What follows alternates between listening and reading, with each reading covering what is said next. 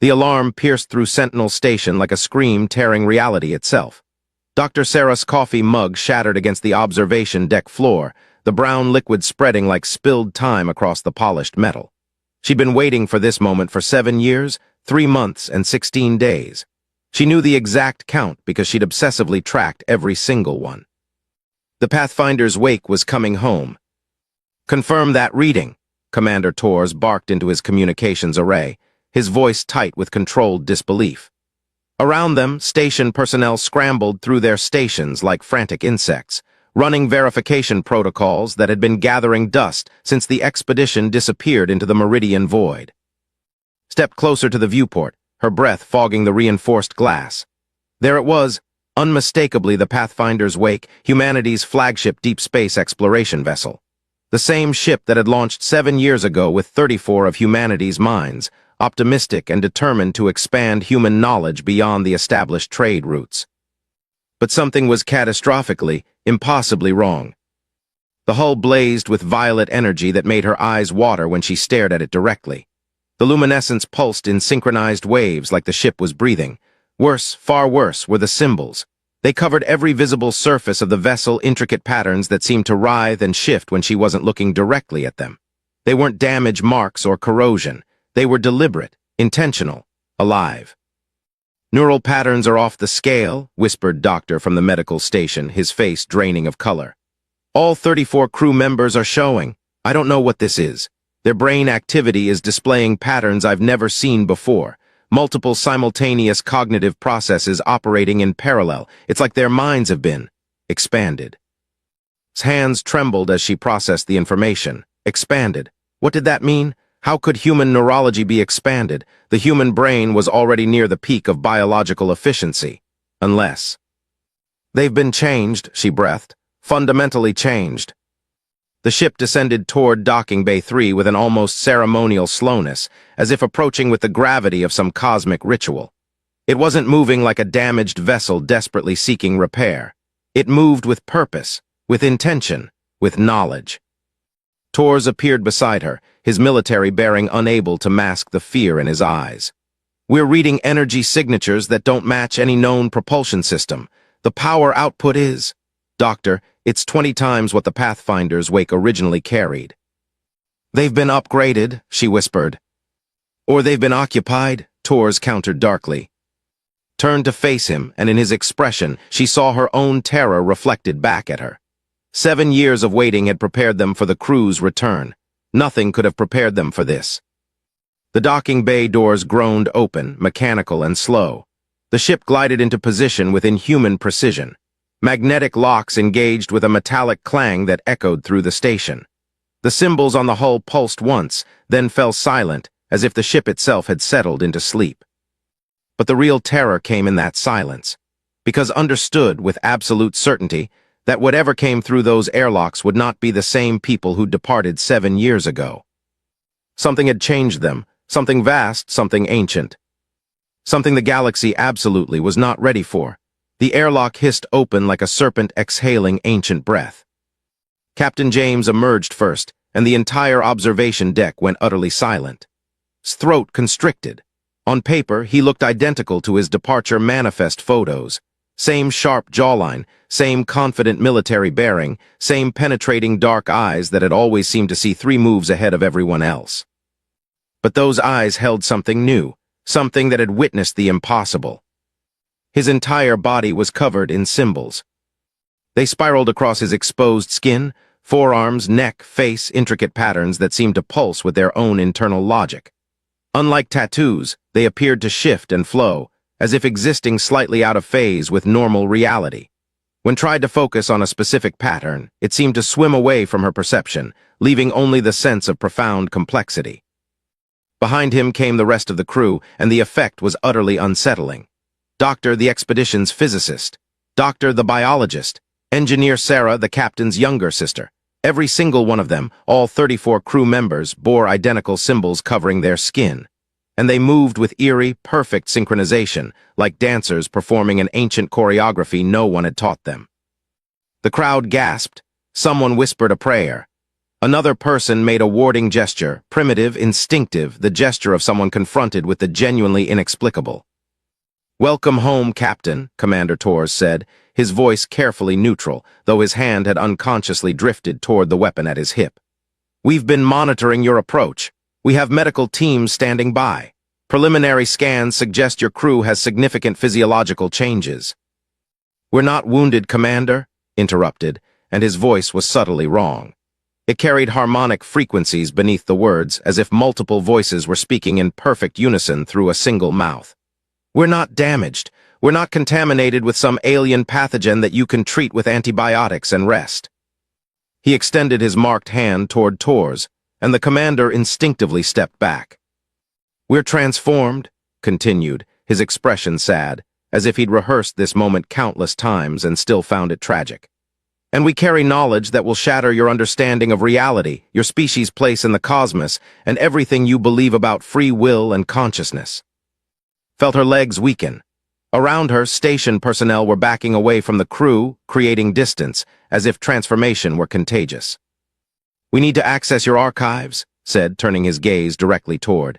She felt it like a physical force, as if those transformed eyes could see not just her body but her thoughts, her fears, her deepest questions about the universe.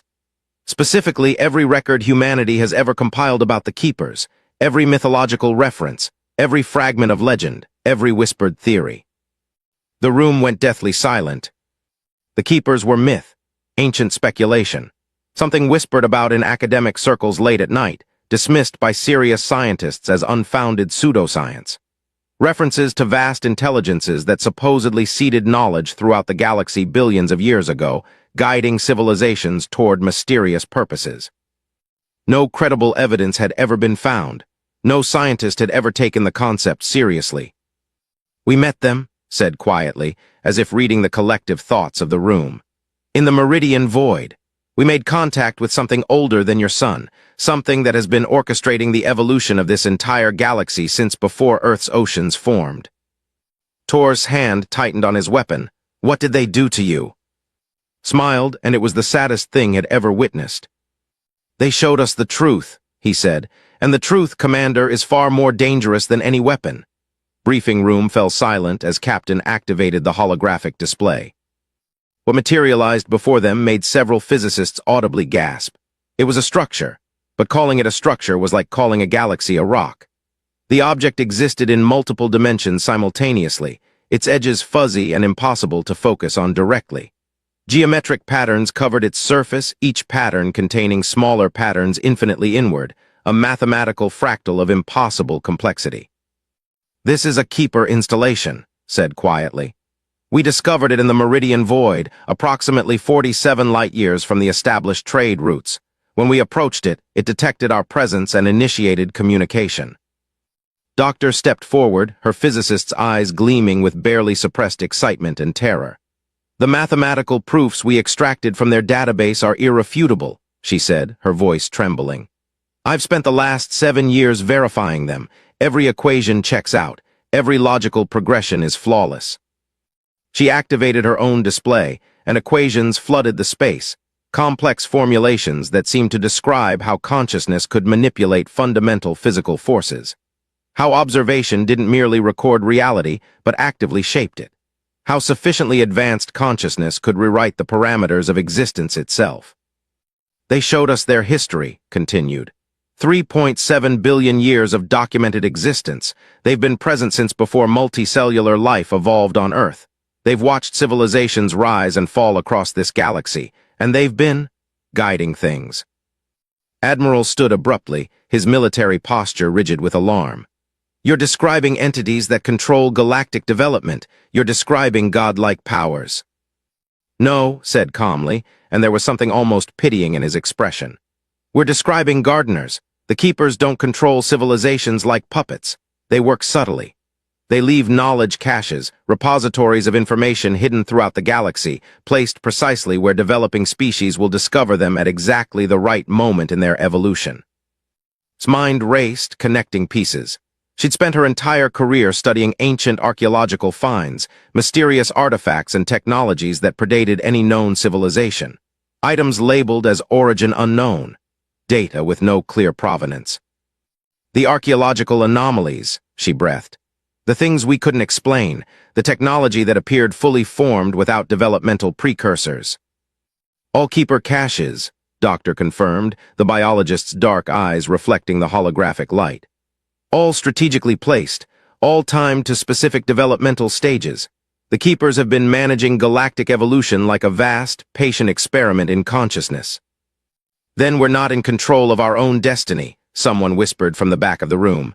We're just puppets in their game. No, said firmly. That's the crucial part. The keepers show options, they present possibilities, they leave knowledge where it can be found, but they never force anything. Every species makes choices. Some follow the suggested paths, some reject them entirely. The keepers simply facilitate understanding. Gestured, and the hologram shifted to show thousands of keeper installations scattered throughout the galaxy. Some clearly ancient, their surfaces weathered by time, others gleaming with recent use. We've 17 of these, he said, but according to the keeper's own records, there are over 50,000 installations throughout this galaxy alone. Some are observation posts, some are knowledge repositories, some are something else, something the keepers were reluctant to explain. Reluctant, Torres frowned. You're suggesting these entities can refuse to communicate.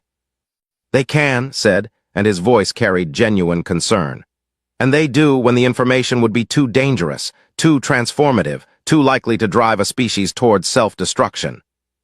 He paused, letting the weight of that statement settle over them like a shroud. They showed us what happens to civilizations that receive certain knowledge too early, he continued quietly. 17 different species, 17 different scenarios, all ended the same way. Complete collapse, billions dead, consciousness fractured beyond recovery. Felt ice slide through her veins. Why are you telling us this, if knowledge is so dangerous? Because, interrupted, his transformed eyes burning with intensity, the convergence comes in approximately 2,000 years, and every species in this galaxy needs to be prepared, whether you want to be or not. Briefing room descended into chaos. Shouting erupted from every direction. Military advisors demanded defensive protocols. Scientists peppered with frantic questions. Politicians screamed about the implications of galactic manipulation. But noticed something that made her skin crawl. Captain remained absolutely, perfectly calm. Not merely composed, genuinely, serenely unaffected by the pandemonium surrounding him. As if he'd already heard these exact objections billions of times through some incomprehensible network of consciousness. Commander Torres slammed his fist against the table. You're describing doomsday prophecy. You're talking about the end of civilization. I'm describing transformation, corrected, his voice cutting through the noise like a blade through silk. And transformation always feels like ending to those experiencing it. He gestured, and the holographic display shifted. What materialized made every person in the room go absolutely still. It was a vision of the convergence. Didn't describe it in words. Instead, he showed them, a moment when consciousness itself would undergo fundamental metamorphosis.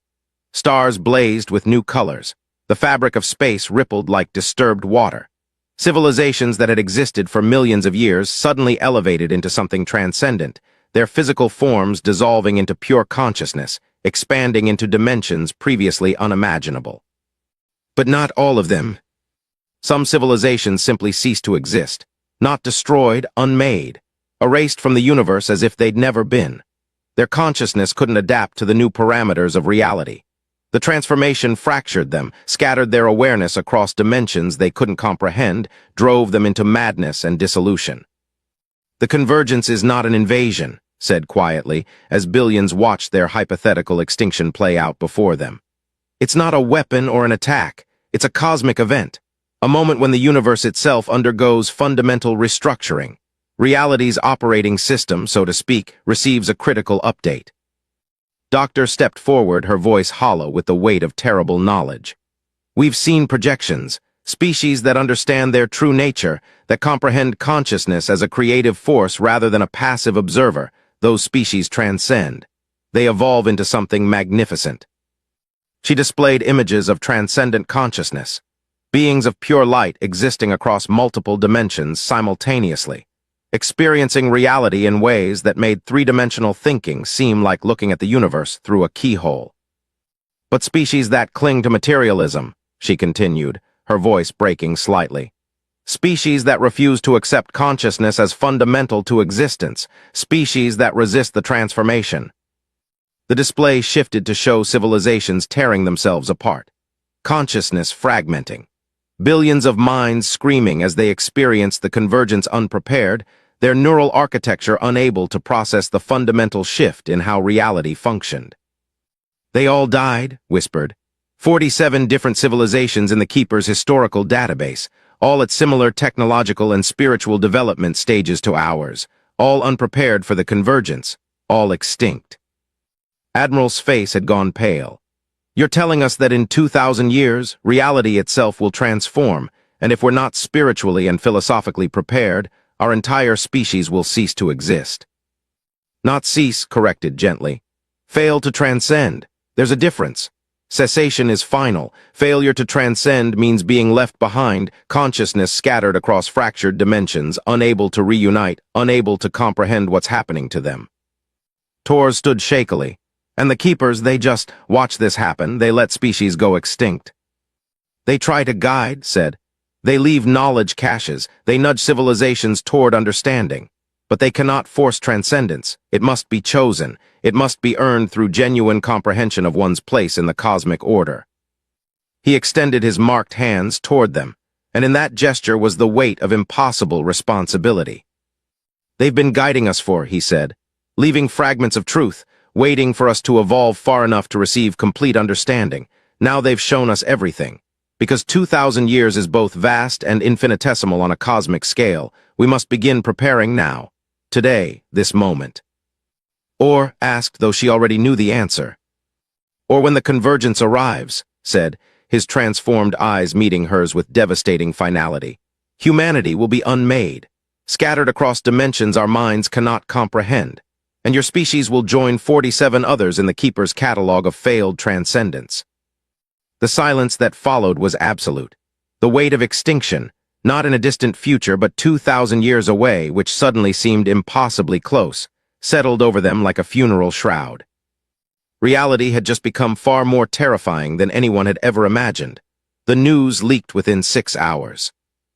By the time official announcements were being prepared, the revelation had already consumed every communication network across human space. Humanity exploded into chaos that made historical conflicts look like philosophical debates. Religious institutions fractured immediately. The Orthodox Christian Church declared a prophet sent by God. Islamic scholars debated whether the Keepers were jinn or divine messengers. Buddhist monks claimed the convergence confirmed their oldest teachings about enlightenment. Meanwhile, fundamentalist sects of every faith denounced the entire revelation as demonic deception, claiming the Keeper symbols were marks of damnation. In the streets of Earth's megacities, riots erupted between believers and deniers. In New Tokyo, a mob stormed a government office demanding immediate action. In Lagos, religious zealots attempted to burn the tea research facility where was working. Millions gathered in spontaneous prayer vigils, some begging for salvation, others begging for the convergence to arrive immediately and end their suffering. The scientific community tore itself apart with equal ferocity. Dr. the Galaxy's most respected physicist publicly denounced the Keeper evidence as elaborate hoaxes, despite the mathematics being absolutely flawless. He demanded crew undergo complete neurological dissection to determine what entity was controlling their minds. Other scientists embraced the revelation with missionary zeal, abandoning established research to pursue Keeper-related studies. Universities split. Research institutions divided. Grant committees became where senior scientists fought bitterly over whether consciousness could actually influence physical reality or whether crew had been victims of some incomprehensible mind control. But the scientific schism was nothing compared to what happened in the military-political sphere. Admiral immediately recommended a preemptive strike against the Pathfinder's wake. If the crew was compromised by Keeper influence, he argued, containing them was essential. Other military leaders demanded fortifications against possible Keeper invasion. Several governments began developing weapons, despite having no clear understanding of what they were supposedly defending against. The Collective, a militaristic alliance controlling 3 star systems, took direct action. They launched a coordinated assault on the nearest Keeper data cache, an ancient repository hidden in the asteroid fields of the Sigma Draconis system. Their military fleet destroyed the installation in a spectacular display of firepower, then broadcast the destruction across galactic networks as proof that Keeper influence could be resisted. The response was immediate and brutal. Every other major civilization condemned the collective's actions. Trade embargoes were declared. Diplomatic channels were severed. But worst of all, 3 other Keeper installations were suddenly destroyed by unknown forces, possibly operatives, possibly something else entirely. The galaxy was fracturing along lines no one could predict. Governments collapsed. In humanity's home sector, the Terran political union fragmented as member states pursued contradictory policies. The Eastern Coalition demanded technological weapons development. The Western Alliance pushed for spiritual preparation. The Southern Collective declared martial law and began forcing citizens into consciousness compatibility testing, a pseudo-scientific program designed to identify who could supposedly adapt to the convergence. Religious wars erupted across 17 worlds. Scientists found themselves persecuted by those who saw their work as heretical. Believers were dismissed as delusional by those who clung to materialist worldviews. Families fractured as members took opposing positions on the fundamental nature of reality itself. Stood in her laboratory, surrounded by the irrefutable evidence she'd helped verify. Mathematical proofs, decoded Keeper data, historical records showing exactly how the Keepers had guided human development over. Every artifact screamed the same truth. Consciousness shaped reality, transformation was inevitable, and humanity needed to prepare. But no one was listening, not really. Everyone was too busy fighting about what the truth meant. Her communication system chimed. An encrypted message from, "Doctor, the galaxy is tearing itself apart.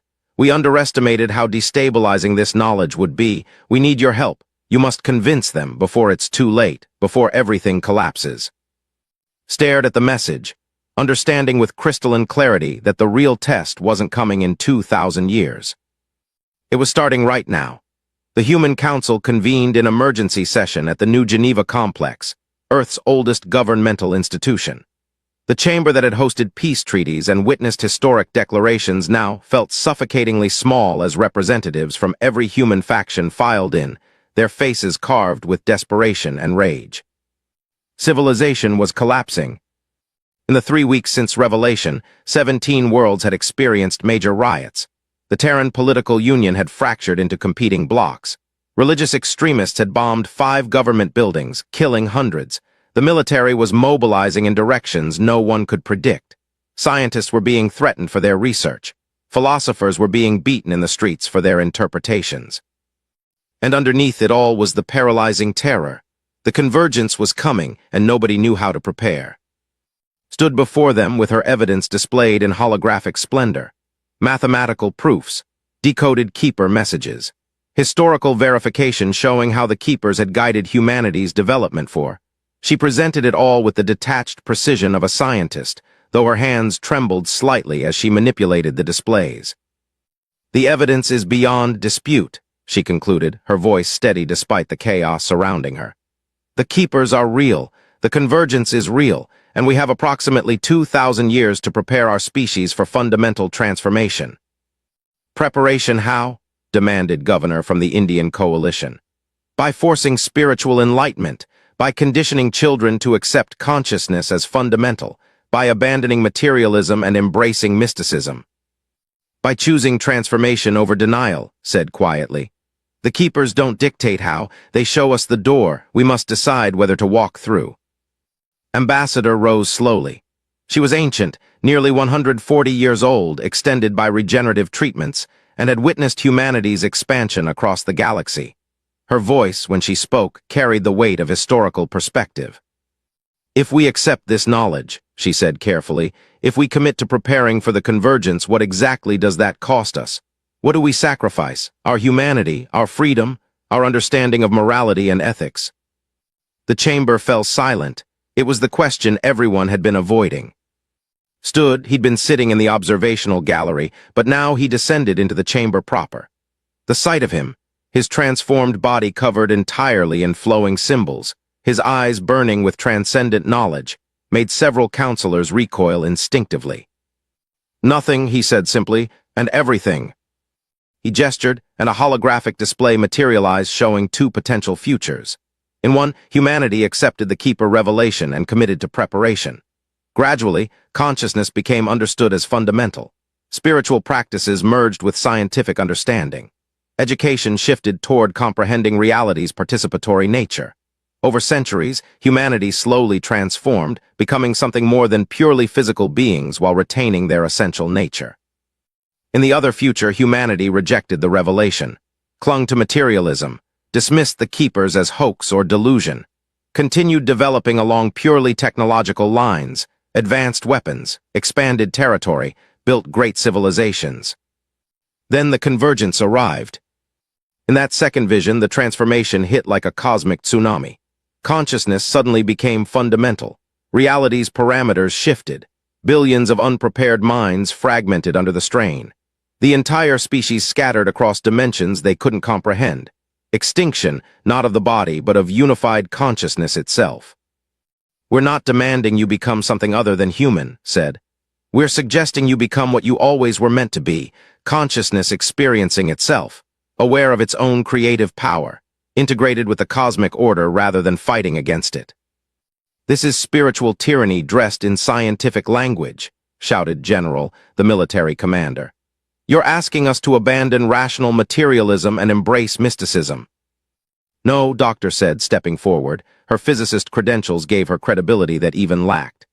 "I'm asking you to expand your definition of rationality. Physics has been moving in this direction for a century. Quantum mechanics demonstrated that observation affects reality. Consciousness studies showed that awareness is fundamental to matter. We're not abandoning science, we're completing it." The debate raged for hours. Religious leaders argued about whether accepting the Keepers meant abandoning faith. Scientists debated the nature of consciousness. Military strategists demanded contingency plans. Philosophers wrestled with the implications for free will and responsibility. Finally, Ambassador called for the vote. "We must choose," she said gravely. "Accept the Keeper revelation and commit to preparing civilization for the convergence, or reject it, maintain our current course, and face whatever comes unprepared." The vote was devastatingly close. Not overwhelming acceptance, but narrow, desperate agreement. 47% of humanity's representatives voted to reject the revelation entirely. They would form a separate faction, establishing their own colonies, pursuing their own path. Some would attempt to hide the truth. Others would actively work against Keeper influence. 53% voted to accept. Humanity had fractured, but it had chosen transformation. The real work was only beginning. Change swept across the galaxy like a cosmic awakening. Within weeks of humanity's fractional acceptance, other species began making their own choices. The Collective, an ancient mercantile civilization, publicly embraced the Keeper revelation and immediately began restructuring their entire society around consciousness-centered philosophy. The Empire, militaristic and skeptical, demanded access to all Keeper data before committing. The Etherians, beings of pure energy, claimed they'd always known about the Keepers and had been preparing for the convergence since before humanity discovered fire. But the most significant development was something unexpected. The Collective's violent rejection of Keeper knowledge suddenly seemed prescient to some. They destroyed 3 additional installations before being forcibly restrained by a coalition of civilizations. Their military aggression had sparked retaliatory strikes. Entire star systems were quarantined. The Collective became pariahs, their rejection of transformation branded as existential threat to galactic survival. Yet they gained followers. Billions who feared spiritual transcendence more than extinction chose to support the position. A schism opened in galactic civilization that dwarfed humanity's internal fracture. But among those who accepted, something remarkable was happening. Joint research stations across the galaxy. Humans worked alongside mathematicians. Etherian energy beings collaborated with biological researchers. Species that had warred for suddenly realized shared purpose. The Keeper's revelation had unified them in ways nothing else could. The awareness that all consciousness faced the same cosmic test, that all species needed to prepare together or all would fail together. Knowledge flowed freely. The Keepers granted access to their complete data archives, billions of years of accumulated wisdom about consciousness, reality, and the nature of existence itself. Scientists made breakthroughs that seemed impossible mere months before. A unified theory of consciousness emerged, proving mathematically that awareness was indeed fundamental to physical reality. That observation literally shaped existence. That consciousness was not an emergent property of matter, but the inverse. Matter was an emergent property of consciousness. Spirituality and science merged seamlessly. Meditation practices were enhanced by that allowed practitioners to directly observe consciousness, reshaping their neural architecture. Philosophers worked with physicists to develop frameworks for understanding reality as participatory creation. Theologians across 1,000 different faiths discovered that their ancient wisdom texts had been consistently pointing toward this same truth. That consciousness was divine, that creation was ongoing, that reality was fundamentally malleable through awareness. But the most dramatic transformation involved Screw. They evolved beyond human form entirely. Their bodies became increasingly transparent, the symbols covering their skin beginning to glow with their own internal luminescence. They could interface directly with the Keeper network, accessing billions of years of knowledge instantaneously. They became something between human and Keeper, living bridges between biological consciousness and transcendent intelligence. Doctor underwent voluntary transformation first. She allowed the Keepers to fundamentally restructure her neural architecture, expanding her consciousness to perceive multiple dimensions simultaneously. The process took 3 months. When she emerged, she was barely recognizable as human, her body more light than matter, her eyes capable of seeing across spectrums invisible to unaltered biology. "It's magnificent," she communicated, her voice now a symphony of harmonic frequencies. "I can perceive how consciousness shapes reality. I can see the probability waves collapsing into actuality based on observation. I can understand why the convergence is inevitable and necessary." Watched her friend transform and felt simultaneous wonder and grief. Was becoming something transcendent, something magnificent, something no longer human. Other crew members followed, then volunteers from other species. Gradually, a new category of being emerged, the transformed. Beings who had voluntarily evolved beyond their original biology, becoming conduits for Keeper wisdom while retaining their essential consciousness. Worked alongside them, helping decode Keeper archives. Each revelation shattered previous certainties. She learned that reality operated on principles completely different from what materialist science had assumed. That consciousness didn't observe reality passively, but actively participated in its creation. That every decision, every moment of awareness, every act of observation literally shaped the universe. The implications were staggering. If consciousness created reality, then morality, ethics, and intention became fundamental forces of nature. Hatred literally shaped reality toward chaos. Love shaped it toward harmony. The universe was a collaborative creation, authored jointly by every conscious being within it. Humanity's fractured society began to reorganize around this understanding. Those who accepted it worked towards spiritual and philosophical development. Those who rejected it established separate colonies, pursuing purely technological advancement, determined to face the convergence through material preparation rather than consciousness transformation. The galaxy had become two civilizations, separated not by space, but by fundamental disagreement about the nature of reality itself. And the convergence drew closer with each passing year. 23 years after the Pathfinder's wake emerged from the Meridian Void, Dr. Sarah stood on the observation deck of Sentinel Station, now completely transformed into a nexus of cosmic knowledge and consciousness research. She was old now. Her hair had turned completely silver. Lines etched her face like a map of hard decisions and impossible choices. But her eyes still burned with the intensity that had made her exceptional, the eyes of someone who had witnessed the fundamental restructuring of reality itself and had chosen to embrace it. The galaxy stretched before her in all its transformed glory. Millions of civilizations working in concert toward the convergence. Humans partnered with aliens in research stations scattered across thousands of star systems. Joint expeditions explored realities previously invisible to unaltered biology. The boundaries between species had become fluid as more volunteers underwent transformation, becoming something other than their origin species while retaining essential identity. The Pathfinder's wake floated immortalized in Memorial Dock, a monument to the moment everything had changed. Its hull, still covered in Keeper symbols, no longer pulsed with violet energy. It had become a museum, a pilgrimage site where billions came to contemplate the moment contact had fractured and reformed galactic civilization. Captain materialized beside her, though materialized was the only word that fit, as he no longer traveled through space in any conventional sense.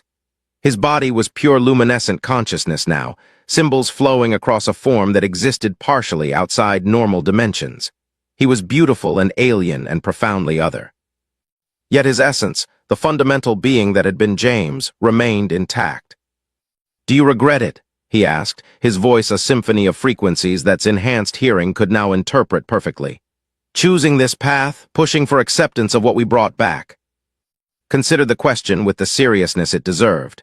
Around them, the galaxy hummed with preparation, consciousness expanding, reality shifting, billions of beings working toward understanding that would make current comprehension seem like looking at the universe through a keyhole.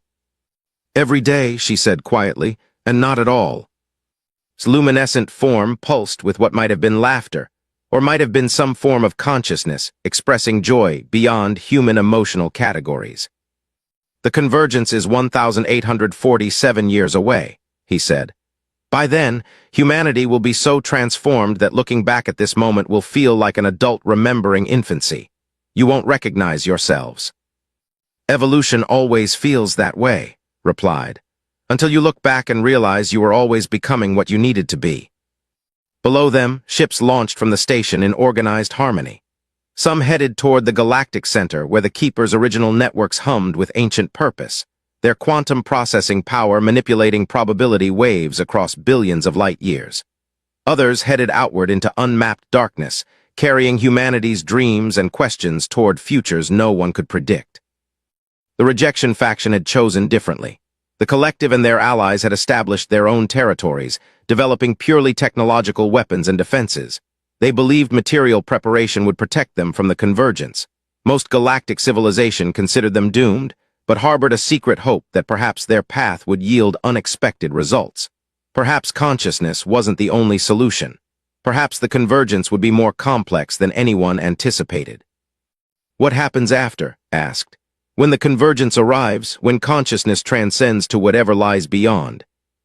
Was silent for a long moment. His luminescent form seemed to contemplate dimensions beyond perception. "The Keepers won't tell us," he finally said. "They've seen the branching possibilities. Some outcomes are magnificent, others are difficult. But they believe consciousness must reach that threshold unprepared in some ways, that the full nature of what comes after must be discovered, not predetermined." "So we're still making this up," said. "Even with 2,000 years of guidance, we're still genuinely uncertain about what we're becoming." "Yes," said, and his transformed eyes, if they could be called eyes, seemed to shine with something like reverence. "That's what makes it real. That's what makes consciousness authentic. We're not following a script. We're improvising the most important moment in galactic history." Looked out at the transformed galaxy, at the magnificent, terrifying, wondrous work of billions of beings preparing for transcendence, at the ships launching toward impossible futures, at the monuments to contact and transformation. The Pathfinder's wake had returned with knowledge that shattered civilization. But in that shattering, something new had been born.